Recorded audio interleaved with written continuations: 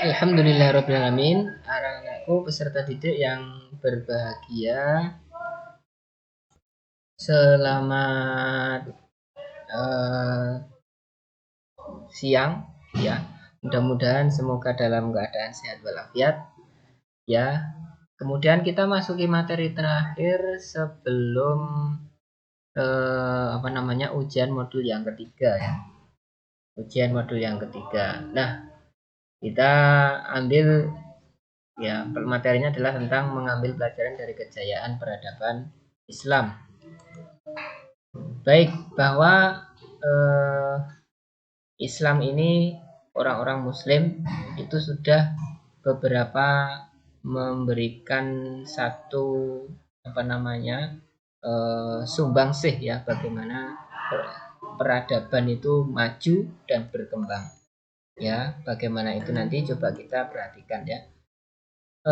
Sejarahnya mulai dari awal bahwa Islam ini sebenarnya sudah ada sejak memang kalau agama Islam ini sejak Nabi Adam diturunkan itu memang sudah Islam adalah agama yang fitrah ya. Kemudian disempurnakan sampai pada masa Rasulullah SAW adalah ya wahyu yang turun, yaitu Al-Quran dan Hadis. Itu sebenarnya adalah sebagai penyempurna syariat terdahulu ya. Semuanya menyembah kepada Allah Subhanahu wa taala, syariat-syariat sebelumnya. Kemudian disempurnakan syariatnya pada sampai di masa Rasulullah SAW, kemudian diikuti oleh zaman ada umatnya. Nah, kemudian masa sahabat Nabi atau Khulafaur Rasyidin itu sampai 41 Hijriah. Kemudian setelah itu digantikan oleh Daulah Umayyah dan Abbasiyah, kira-kira sampai 1250-an Hijriah. Kemudian masa puncak kejayaannya wilayah Islam sudah meluas, sudah berkembang.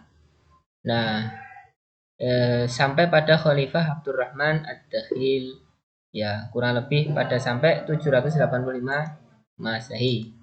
Kemudian Daulah Umayyah, Khalifah Harun Ar-Rasyid ya pada tahun 800 Masehi ya. Nah, faktor apa yang menyebabkan pendorong kemajuan Islam itu? Di antaranya adalah banyak sekali ya sebenarnya, tapi ya saya ambilkan beberapa saja. Ada ya, sejak abad ke-9 negeri-negeri muslim telah tumbuh pesat ya. Kemudian umat Islam konsisten atau istiqomah dengan Islamnya. Kemudian ada motivasi ajaran Islam agar umatnya unggul, maju ya, jangan lemah ya, kuat ya. Umat Islam itu bisa kuat ya, tangguh, maju, jangan lemah, jangan malas. Nah, kemudian ajaran Islam membawa keseimbangan antara capaian lahir dan juga batin. Nah, sukses, bahagia dunia juga akhirat. Kemudian adanya kebebasan berpikir, untuk berpendapat, untuk berkreatif. Nah, ini sangat luar biasa dan banyak lagi faktor pendorong kemajuan Islam. Kemudian faktor eksternalnya apa? Ada hubungan yang dimas antara kebudayaan Islam dengan kebudayaan lain ya. Kemudian rahasia dari kertas Cina melalui para tawanan yang ditangkap di Samarkand waktu itu ya. Akhirnya orang-orang muslim mampu membuatnya. Bahkan pabrik kertas di Baghdad menjadi pabrik kertas pertama terbesar di dunia Islam. Kemudian yang ketiga ini berpindahnya para ilmuwan dari non-Arab ya ke Baghdad ya, untuk menerjemahkan buku-buku dalam bahasa Arab. Kemudian penguasa itu memberikan peluang kepada orang non-Arab ya untuk menduduki jabatan penting di pemerintahannya. Selain itu, kemajuan ekonomi juga dibarengi munculnya industri-industri ya yang berkembang waktu itu. Nah, masa kejayaan Islam ini pada tahun sekitar 650 sampai 1200-an ya. Ini dapat ditandai dari kemajuan bidang politik, ya, ekonomi, ilmu bangunan, sosial, yang militer dan lain-lain. Ini zaman itu. Kemudian contoh diantaranya adalah ada Al-Kindi, Al-Farabi, ini ilmu filsafat ya. Ada Ibnu Rushd, ya, Al-Ghazali juga. Bidang kedokteran apa saja? Ada Jabir bin Hayyan, ada Tabib bin Qura, ada Ar-Razi dan lain sebagainya. Kemudian bidang matematika juga ada ya, namanya Al-Khawarizmi, ya bapaknya ini matematika dari seorang muslim, ini luar biasa. Kemudian ada Umar Al-Faruqan. Bidang astronomi ada Al-Farazi ya dan lain sebagainya. Ada bidang seni ukir ya namanya Badr dan Tarif. Ada ilmu tafsir, ada ilmu hadis, apalagi ya banyak sekali ahli-ahli hadis. Ya ini tokoh-tokoh zaman waktu itu ya. Kemudian ini yang juga salah satu contoh apa namanya di ilmu kedokteran, misalkan tentang apa namanya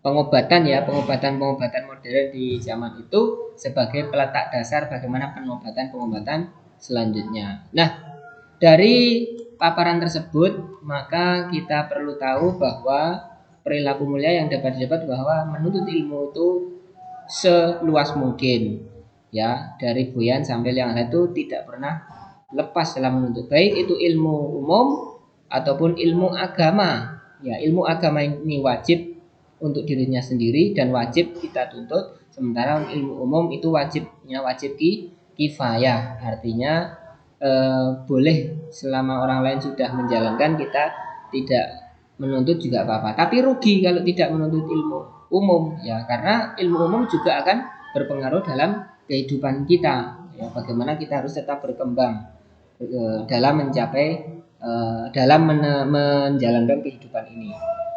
Kemudian juga mempelajari bahasa-bahasa asing ya, bahasa Inggris, bahasa Arab, bahasa Jepang, silahkan itu ya, itu bagus sekali. Kemudian penelitian, berbagai macam penelitian baik sosial, ekonomi, sains ya, dokteran dan lain sebagainya.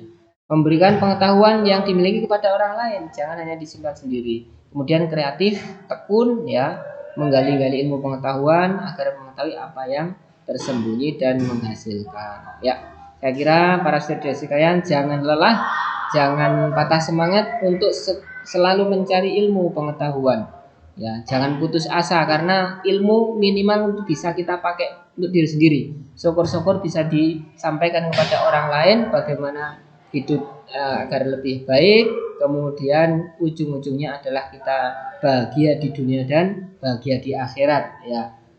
Semuanya itu dilandasi dalam rangka beribadah kepada Allah Subhanahu wa taala, sehingga akhir hayat kita mudah-mudahan Allah ridhoi dan kita semuanya dimasukkan ke dalam surganya Allah Subhanahu wa taala. Amin ya rabbal alamin. Demikian saja, insyaallah kita akan pekan depan ujian modul. Terima kasih.